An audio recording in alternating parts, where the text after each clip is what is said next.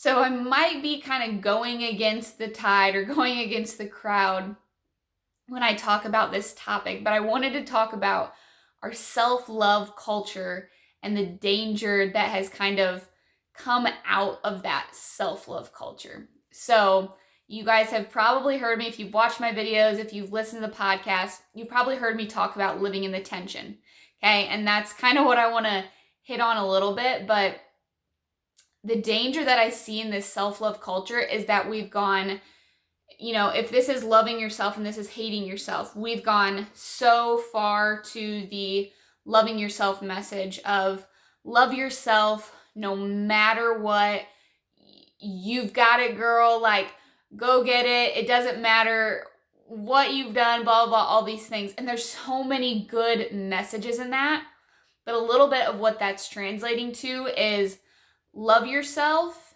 And if you are doing things bad, if you're doing things wrong, if you're sinning, that doesn't matter, really. You don't need to work on it. You don't need to do whatever. It's almost translating into that instead of saying you need to love yourself, but you also need to hold yourself accountable. So when we go way to just love yourself, we take away a lot of accountability.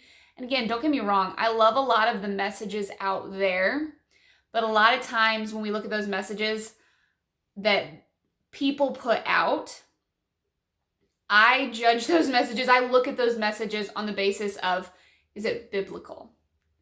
Is this something that God said in his word? And yes, he does want us to love and to value ourselves, but he wants us to love and value ourselves because we are his creation. We are his child. And he calls us in the Bible to live in that tension, okay?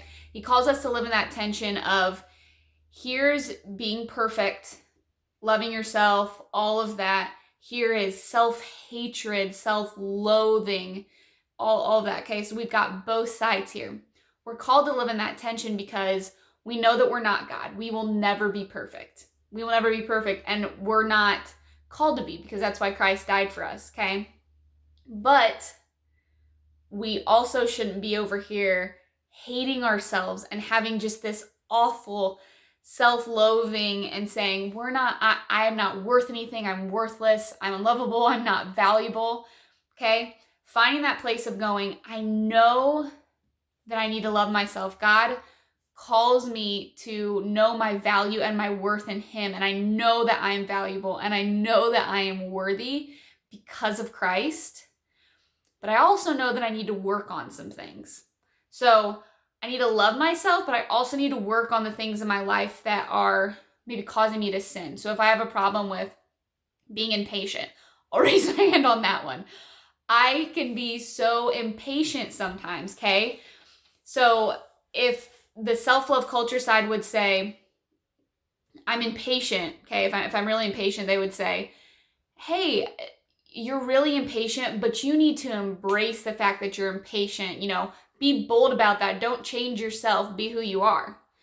Well, me being impatient will cause me to maybe say some things I shouldn't to other people, be mean to other people. So I look at that and go, okay, I'm impatient. I'm not going to hate myself for that, but I'm also going to realize that I need to work on being more patient so that I can better serve Christ, that I can better love people, so that I don't snap when something makes me mad or tests my patience. So what I would say is that, yes, I think the message that we have out there of you need to love yourself and to know you have worth is so true, but knowing that that worth comes from Christ and knowing that God also hates sin. So we need to work on sin because that's what separates us from God. So loving yourself, but also knowing that you are sinful and that you have flaws and not hating yourself for it, but knowing that you need to work on that and that you need to strive every day to be a better person and not feel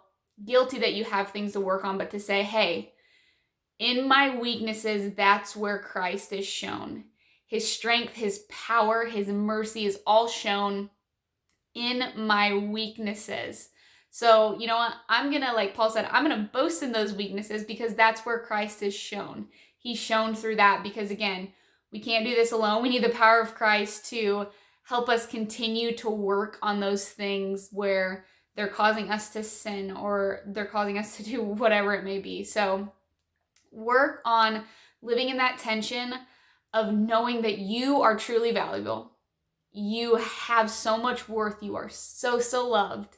But also knowing that you're a sinner and you have things that you need to work on. And it's going to be something where you're continually working on them and striving to be better and better and to grow every single day.